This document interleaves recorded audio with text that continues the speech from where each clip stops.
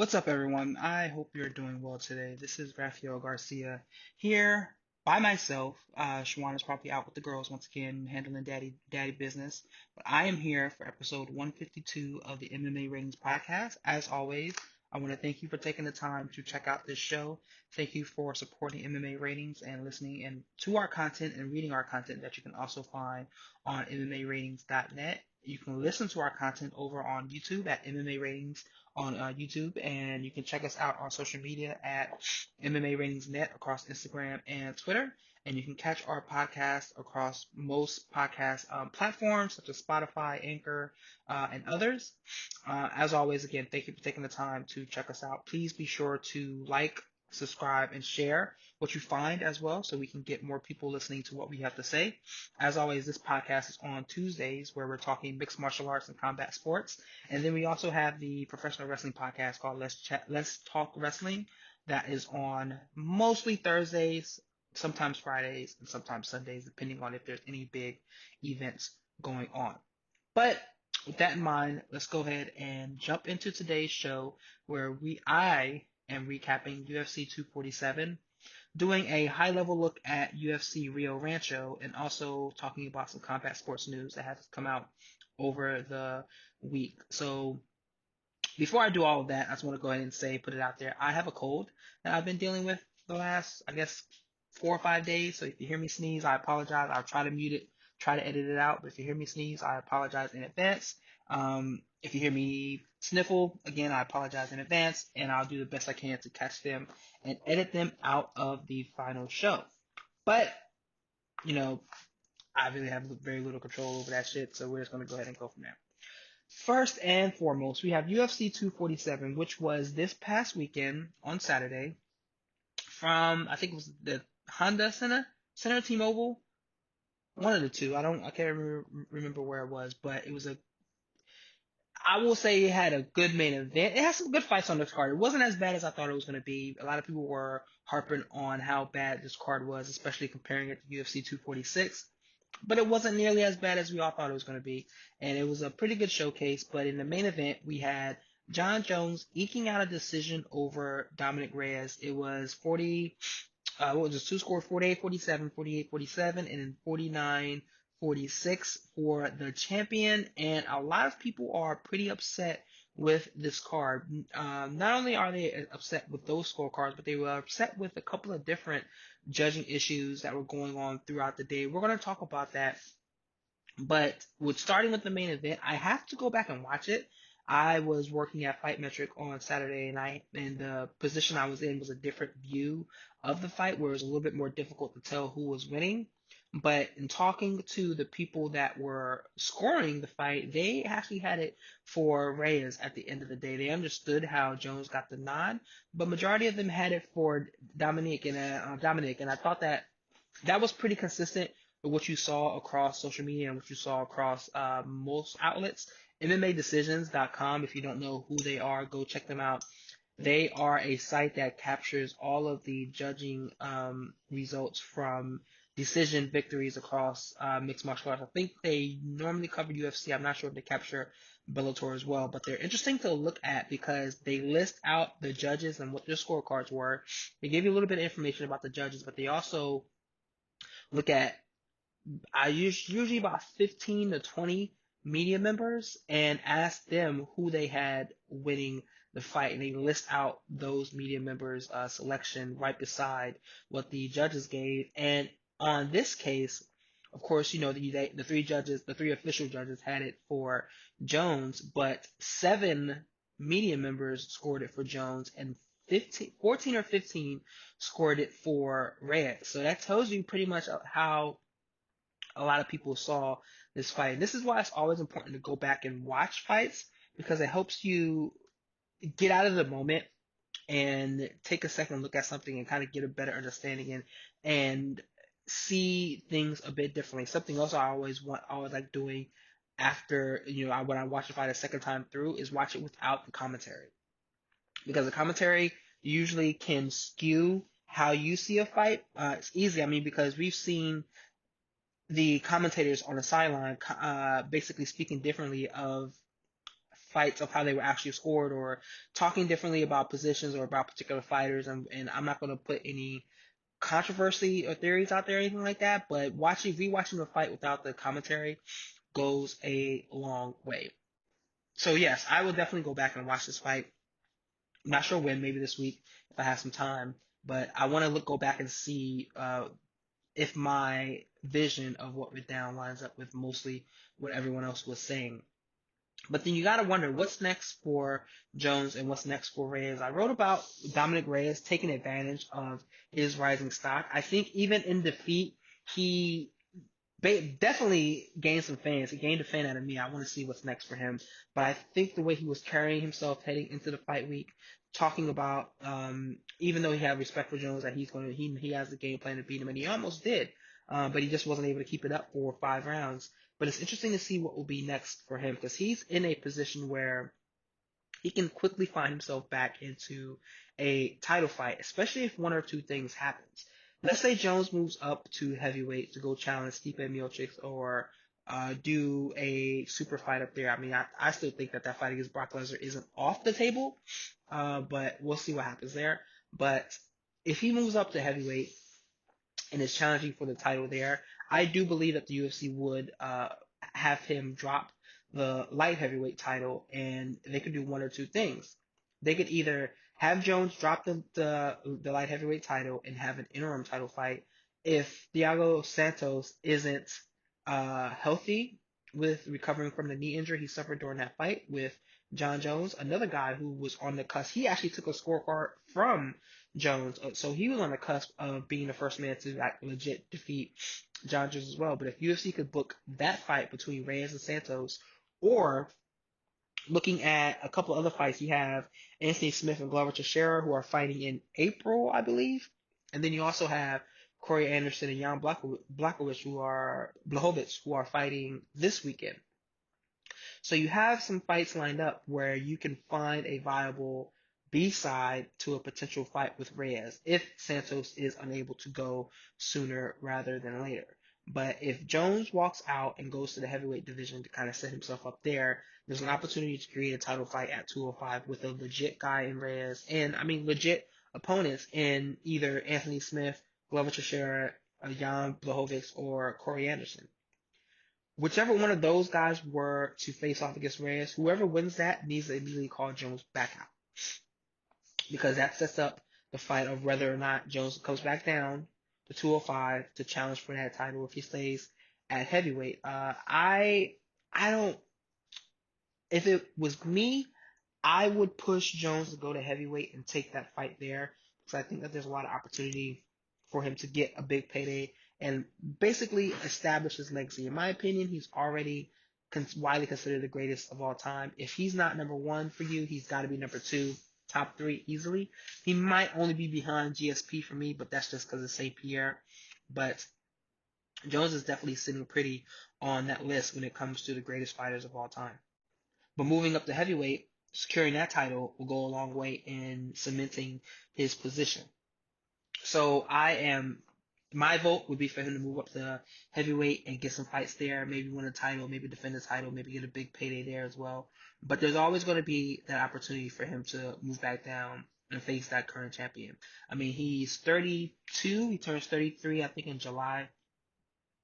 But what we hear a lot about is he is not the same fighter he once was. He's been doing this since 2008 on a consistent basis. He's fought at least one time a year since then, since 2008, and I think he's had a total of about 2.5 years off. But he still doesn't look the same. I mean, he doesn't look like that guy who was beating the brakes off of Shogun or beating the brakes off of Rampage or hanging Lyoto Machida off the cage. He doesn't look like that guy anymore. He looks like a more calculated fighter, one who's taking less risk. He looks much smarter out there, but he's not the dynamic athlete anymore. I want to kind of compare him to Vince Carter, where every now and then, you see flashes of insanity. You may see him throw down a dunk or something like that. But this isn't the same dude who was jumping over Croatians in the Olympics and stuff like that. This isn't the same guy who was hanging off of the top of the rim with his arm. So like this isn't that Vince Carter isn't walking through that door any time soon. John Jones is a lot like that, where at this point in his career, he's not doing all of that. He is still more productive than Vince Carter is in his state in the NBA, but he's still out there competing. Jones is still at the top of the division, still considered the greatest of all time. So we'll see how that plays out.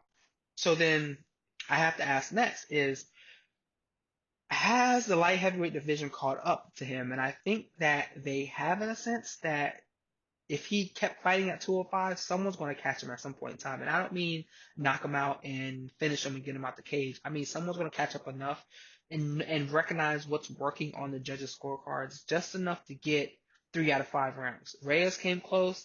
Santos came close. OSP, even though he lost to him, that's kind of when we started talking about he doesn't look quite the same. Same thing with Daniel Cormier. So at some point in time, someone's going to put enough of the story together to get that win. You have Israel Adesanya, who is talking about cleaning out the 185-pound division, but you know he's watching this, chomping at the bit, saying, "Hey, I could be the guy to defeat John Jones." And I mean, I'm sure that there's a lot of people that would get excited about that. So I don't think they make that fight quite yet, just because Adesanya still has work to do. He at least has Romero, and he has Costa at some point in time, depending on how long it's going to take Costa to come back from that bicep injury I believe he had. But I think he at least has 2 title defenses at 185 before he really does think about or make a concerted effort to move up to 205. And by that time, we don't know if Jones will be on his way out. Adesanya is talking about sometime in 2021 where we may see that happen, and he could get 2 fights in 2020. Again, it kind of depends on when Costa's ready to come back, but he could get 2 fights in 2020 and be ready to challenge for that light heavyweight title in 2021.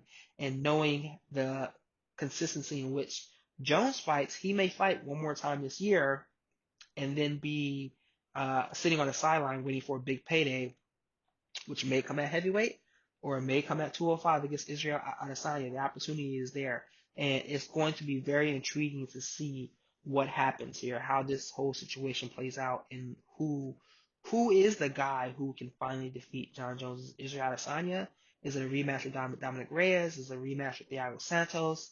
Is it a rematch with Anthony Smith, Glover Teixeira? I mean, there's so many different options out there. Out of that group, I think Glover's probably the farthest off because he's older than Jones and he's more over the hill.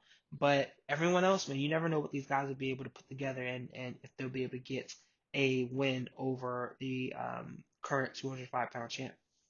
Then there is heavyweight, where I wonder if people watched this fight and got excited. And by people, I mean heavyweights. Francis Ngannou, Stipe Miocic, Daniel Cormier in general, Curtis Blades. I mean, I don't believe Jones would fight anyone other than a champion, which would either be Miocic or Cormier. I doubt that they're doing that trilogy fight. However it shakes out, I doubt Jones would do anything else other than go right for the belt.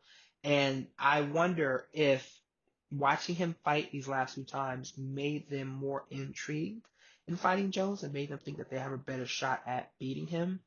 Uh, there's been a lot of analysis about how John's fight. There's a lot of film out there on him, and we know he doesn't get hit heavily too much. Like Reyes was swarming him, especially earlier in the fight, but he wasn't rocking him. He dropped him with that body shot, but it was more like a flukish type of drop because if you see, he's going for, I think he was going to throw a teep or something like that when he gets hit and he gets knocked off his feet. But we never really have seen Jones rocked and hurt. So I wonder if the heavyweights will be able to do that. True, they'll have more power that they're throwing behind every shot. We know that. But the question is whether or not that power will be negated by Jones's speed and is, again, as always, the speed combined with his length. So I wonder if any of the heavyweights got excited watching him fight on Saturday, thinking that he is now more beatable than he was in the past. But that doesn't necessarily mean that will happen when those fights are eventually made. Me personally, I do believe he's going to heavyweight, and I think that's the best opportunity for him to continue building his legacy and earn some of the biggest paydays that are available to him right now. So from there, I want to move to the co-main event where we had Valentina Shevchenko defeating Caitlin Chukagian via TKO in the third round, and this fight went about as bad for Chukagian as everyone thought. She really didn't have anything to offer Shevchenko. Her style of point fighting just didn't mesh up well to Shevchenko, who was looking to hurt her with every shot. I mean, every shot she was throwing, she it's almost as if she went in there with the intention of getting her out of the cage and getting her out of there as soon as possible. Everything she was throwing had bad intentions. Her takedowns looked powerful. She was moving right into position to pass. She eventually just took that crucifix. I'm not even gonna say she got to that position. She took that crucifix. Started raining down those strikes to finish the net. She gave her a nasty cut early in the fight. Chukagian does have a great cut man because they got that to stop. I thought that fight was going to end up being stopped because of that eventually, but they got it to stop both times, and Valentina just went to work. And it really is must be dismaying to watch this division as a flyweight woman and wonder who's going to be the person the challenger. A lot of people thought it was going to be Macy Barber because she has that tenacity. Tatiana Suarez was a name as a potential strawweight moving up that could challenge her, but Tatiana Suarez may not be able to fight again because of her neck. I mean, you can't necessarily immediately think Weili Zhang is that individual because she's smaller than Joanna, and we saw what Shevchenko did to Joanna when they fought. So it's really hard to say if anyone at 115 or 125 is going to be able to fight Shevchenko. There's still the conversations about her and Amanda Nunes. I am of the ilk like, hey, Amanda has 2 wins over Shevchenko, and even though the UFC refuses to acknowledge it, they refuse to talk about it. I think it's still a valuable talking point especially when elevating Nunes, because they already do a great job of elevating Shevchenko. They talk about her as if she's the women's GOAT, but they don't do that for Amanda Nunes. I think that they should continue to elevate Shevchenko, but whenever they talk about Nunes, they need to tell the truth that hey, this lady has lost twice to the double champ Amanda Nunes. So that's really where we are with Shevchenko. What the UFC should do with her next?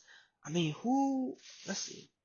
I think Yohan Calderwood is next on the rankings. Let me see real quick. So the top five in the women's strawweight division is Jessica Eye. We saw what Valentina Shevchenko did to her. Katlyn Chukagian. We saw what Valentina Shevchenko did to her. Number 3 is Yohan Calderwood. 4 is Jennifer Maya. 5 is Roxanne Modafferi. Now these rankings are stupid because basically what happened is Jessica Eye and Katlyn Chukagian just switched positions again, and I mean that's just dumb. But we know we know that what the rankings really are for. I think Jennifer Maya is coming off of a loss. Let me see. I believe she's coming off of a loss. Yes, she lost to Caitlin Chookagian as well in November. So it's really, I mean, then you got Roxanne Modafferi at number 5. So as much as people love Roxy, you never want to see that happen. Jennifer Maya, I don't know what she's going to go in there and do against her. I mean, her jiu-jitsu is probably her biggest. Let's see. Is she a, I'm assuming that she is a jiu-jitsu practitioner because she is Brazilian, but I do not know what her grappling accolades are. So there's that. Yeah, I really don't know what they do with her at this point in time. I mean, she lost to Liz Carmouche as well. She's defeated Roxanne Modafferi twice. So this strawweight division isn't deep at all, and I love how they talk about Valentina because, in my opinion, I talked about this with my team on Saturday. Valentina has spoken up in such a way that clearly the UFC is trying to get her over with the fans. But I wish they talked about Demetrius Johnson the same way, who was dominating his weight class in probably a better fashion. He was finishing guys left and right as well too. But that's all I'm going to say about that. That's neither here nor there. There are probably sports and politics reasons behind that, but it is what it is. Shevchenko is a great champion. She looks like she's going to dominate this weight class for a very, very, very long time. There really isn't anything. I don't see anyone in this top 15 that can be of a threat to her at all. I wouldn't be surprised if Lauren Murphy got a shot before everyone else. And see now she won a controversial fight over Andrea Lee at UFC 247. But looking at that division, looking at strawweight, the only person that I could have thought of that would have been interesting would have been Tatiana Suarez because of her wrestling and her grappling. But again, her neck is in pretty bad shape, and she may be forced to retire. She hasn't fought in 2 years, I think. Let me pull that up. Tatiana Suarez. She has not fought. She last fought in June of 2009, 2019, excuse me. I thought it was much further back than that. So yeah, we'll see what happens there. But I think that Shevchenko's going to be sitting pretty on top of this division for a very, very long time. What else stood out from UFC 247? Ilir Latifi and Derek Lewis. I thought that Derek Lewis lost that fight. Again, this is another one I'm going to have to go back and watch. But I was like, I thought Latifi did enough to win. And yes, he didn't do a lot on the ground, but he scored takedowns in improved position, which I think is important in those situations. And Lewis, I mean, yeah, he was more aggressive on the feet, but I think he had Latifi hurt once towards the end. I gotta go back and look to see what the scorecards were for that. I don't know if it was a split decision or not, but there's that. Then there was the Lauren Murphy, Andrea Lee fight. As I mentioned, the Murphy won a controversial decision there too, as well. So, there's kind of a lot to really unpack there as well. But that will lead me into thoughts about the judging. And yeah, man, Texas doesn't look so good right now. There was a lot of complaints about the judging and some of the decisions that came down. One judge in particular, Solis, I think that's how you say his last name.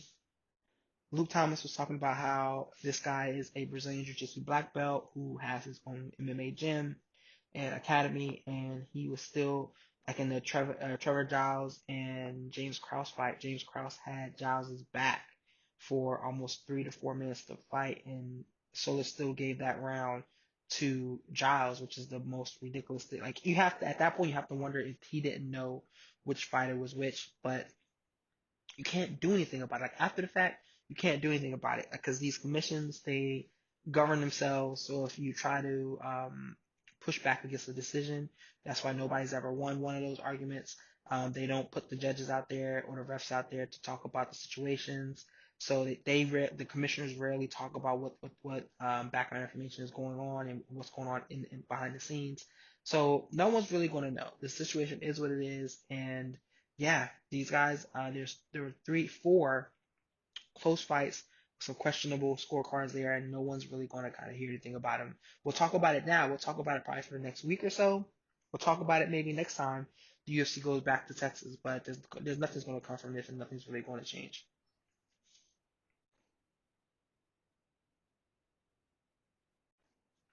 So that will bring me on to the second topic, and I wanted to hit UFC Rio Rancho, which is this Saturday.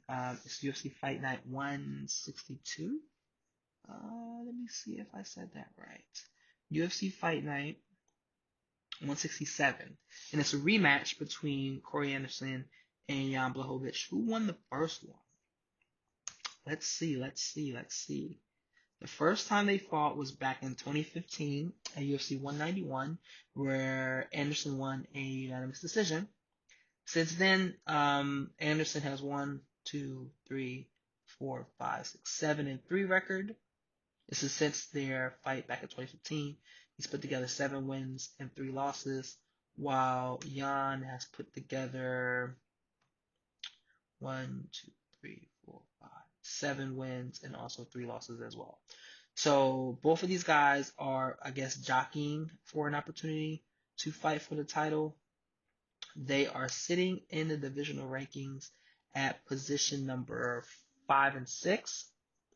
Cormier probably will not be ranked too long because he is going to be bumped up to heavyweight. I mean, that's the way it should work, but we never really know how these rankings really work. Reyes is number 1, Santos is number 2, Anthony Smith is number 3, Cormier is number 4, Corey Anderson is number 5, Jan Blachowicz is number 6. In all honesty, there's no way a number one contender is coming out of this fight here.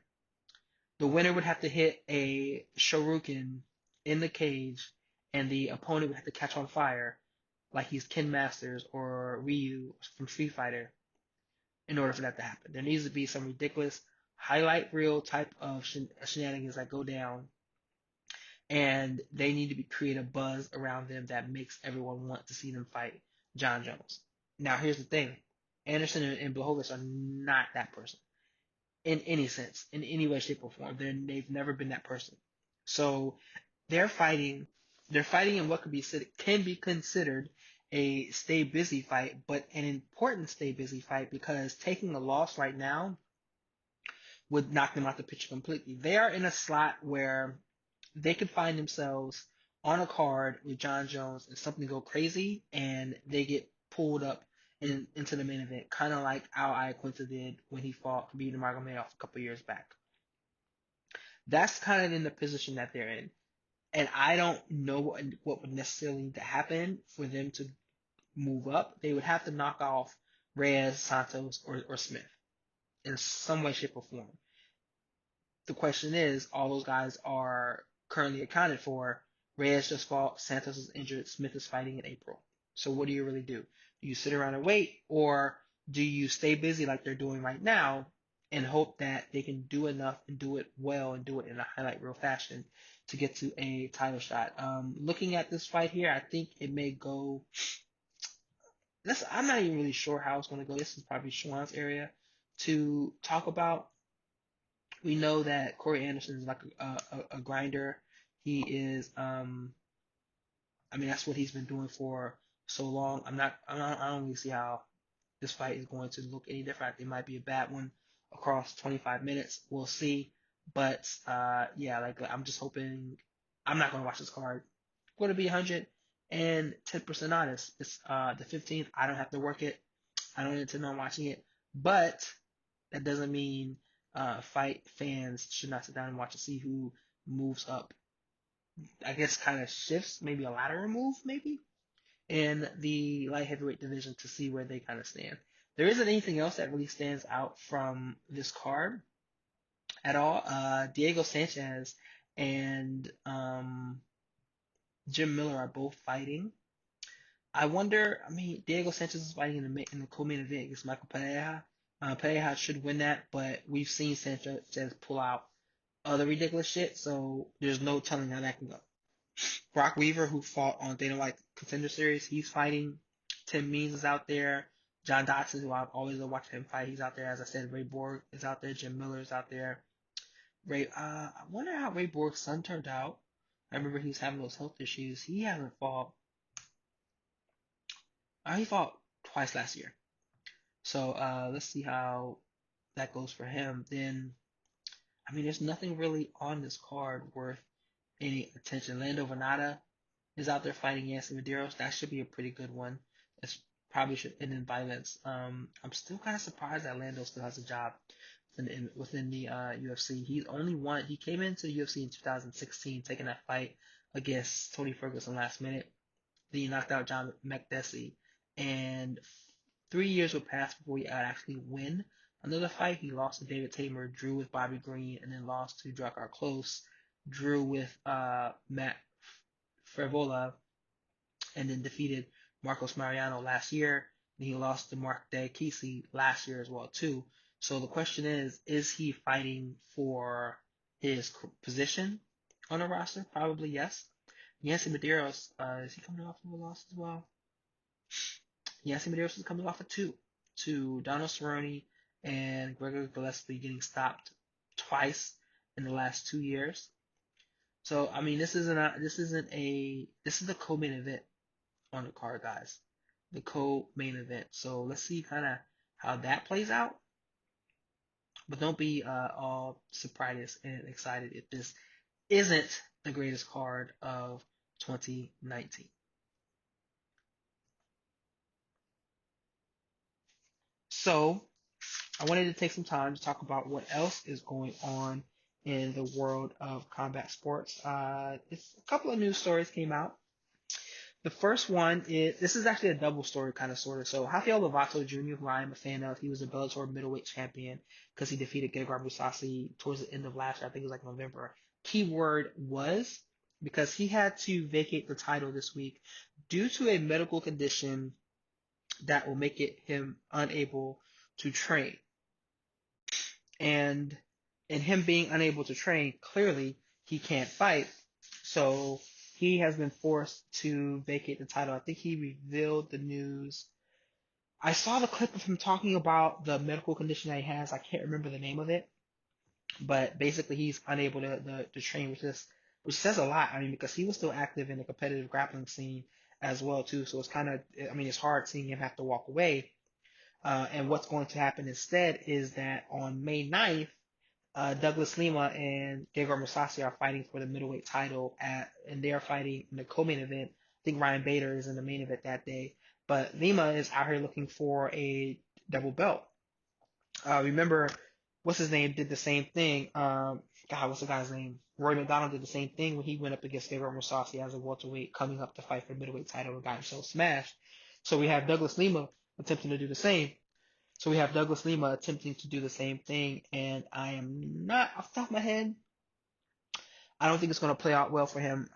Musasi is a tough out for anybody. You have to be able to grind him out, and I don't know if Lima has the size and the grappling to be able to do that. Musasi's striking is strong. It's very technical. It's very fundamentally based, so it's hard to kind of get him out of sorts in a way that Lima will be able to take advantage of. I think this is going to be a slow fight. But I think it's one that Musashi should win. I'm interested in it because I'm a fan of both of these guys. These are two guys who could be ranked in the top five in the UFC easily. I don't know if you saw there was a picture that was shared on Instagram this week where Douglas Lima and Kumar Usman were doing a stare down of sorts. I don't know what event they were at together. They happened to be out together, but they were doing a stare down of sorts, looking at each other. And Lima was the bigger man. He stood taller. He looked thicker. So it was a pretty interesting picture, interesting fight idea for 170. But we know that that's not going to happen. I wanted to do a segment today with Shawan where we booked our own Bellator versus UFC card. We'll probably do that later or some other time. But it was a pretty interesting idea that was thrown out there. But instead, we're getting Lima versus Mousasi on May 5th. It's May 9th, and I'm very interested in that fight. So something else that coming out of the story about scoring in Texas is that open scoring, that conversation is coming back around again. Invicta is going to have an event coming up where they will implement open scoring, and I think Kansas is a state that said that they're going to begin using open scoring as well. And if you do not know what open scoring is, basically what occurs is at the end of every round, so right now, current state, at the end of every round, the judges turn in their cards, and they are tabulated at the end of every round. So this doesn't. So I can't go back and change my round one score, for example. And then at the end of this fight, obviously, the scores are read for whoever wins. Open scoring is when the scores are tabulated in between every round, and then they are relayed to both corners. They're relayed to the announcer. Well, the venues I've seen, the announcer reads the scores out loud, and the commentary team also gets the score as well, and they read it obviously to the people who are watching through whatever platform they're watching. This is important because imagine if you're up 2 rounds to 1, and you're like, hey, I have 5 minutes left, I'm winning, I can sit back and I can coast. Imagine if you're down 2 rounds to 1 and you want to go out there and you're like, oh my God, I'm losing. I need to go out there and knock this guy out or submit them or take this woman down and get her out of here. That immediately changes what your game plan is. It does. And it changes it for the negative because it takes you out of your game plan and puts you into a situation where you're fighting in a way that you may or may not be comfortable with. You may or may not have the gas tank to fight in that way. You may not have the technical knowledge or the positional knowledge to fight in that way. You're putting yourself in a spot where you can lose based off of what those scores are. And again, there's conversations back and forth about this. Again, I always kind of reference Luke Thomas because I follow his content closely. He's basically saying, hey, test it. Whatever your the potential solutions are, test them frequently, test them often, and see what happens. I am a marketer by trade, and I've always been of the ilk to test. Because obviously with marketing, we got to figure out what is working, what does not work, and that's the way we go about doing that. Same thing with judging. I believe in not New York, New Jersey, they were testing the use of 5 judges. Obviously, the 3 around the ring or the cage, and then 2 more in the back watching the fight on monitors. I'm not sure whatever came of that. This was, and this may have been like 2010. I think I was still in Philly at that time, but this was a while back. But they were looking at the opportunity of using testing that out. I'm not sure what really ever came from that. But again, but as always, it goes back to testing and seeing what actually works and what does not work. What other bit of news I'm going to talk? Manny Pacquiao. This jumped out to me too as well. This was a headline. So Manny Pacquiao has joined Paradigm Management. This is the same group that manages Conor McGregor. And management in combat sports are kind of like shaky to begin with. But this is pretty interesting because Conor has been talking about fighting Manning since the fight with Floyd Mayweather back in 2017, I believe that was 2018. And I mean, I don't foresee it happening, but this makes it that much closer to it actually being possible, being able to talk about it, being able to come to the table and actually have that conversation because they're under the same management house. So it will be easier to get a deal done. Do I think it will happen? I hope not, especially not with the fact that he has work he has to do in the octagon first. He's talking about fighting 3 times this year. He's fought once. He claimed he wanted to fight in March. Um, he claims he wants to fight for the both titles, welterweight and lightweight. I don't really care about all of that. He just has to stay active in my book. And if we get back into that situation where he's out for a year because he's out here lollygagging in the boxing world, making $100 million paydays, I mean, that's great for him. It's great for his family, great for the parties involved from a financial standpoint, but it doesn't move the combat or it doesn't move the MMA space forward anymore than one would think. So I'm really not here for it. I just found it kind of interesting that Pacquiao is joining his management team. I think that's a pretty interesting development there, and we'll kind of see if anything comes from that. But it was a headline that jumped out to me. So with that in mind, we're gonna go ahead and go about closing this show. Shawan was not with us today, but I'm sure he's out there doing his dad due diligence as usual. So my name is R Garcia underscore sports. You can catch me there on Twitter. That's actually not my name. My name is Raphael Garcia, but I just totally blew that spot. However, as I said, you can catch me on Twitter at R Garcia underscore sports. This is the MMA Ratings Podcast, and you can catch this show every Tuesday. We load it up to YouTube on Tuesday evenings, and you can catch us on platforms such as Spotify, Anchor, and other spaces. Please be sure to like and subscribe to those outlets and share whenever you're listening to our showcase. You have Shawan Humes as Black Jordan Breen on Twitter. You have Adam Martin as MMA Adam Martin, and you have Michael Ford as MTF the third. We are all on Twitter, all talking about combat sports and everything in between. Me personally, my timeline gets a little bit out of control, mostly because of wrestling, mostly because of other political commentary, and sometimes just because of grade A foolishness. You never know what it may be with me. But if you're interested, please be sure to hit that follow button and like and subscribe to all of our content to catch us each and every week. With that in mind, I'm going to go ahead and close out. Thank you everyone for listening to me today or listening to me whenever you get the opportunity to. Have a great week. Stay safe. Valentine's Day is this weekend. Don't forget Friday, do something for your significant other. But with that in mind, we're going to go ahead and close out. Everyone have a great day.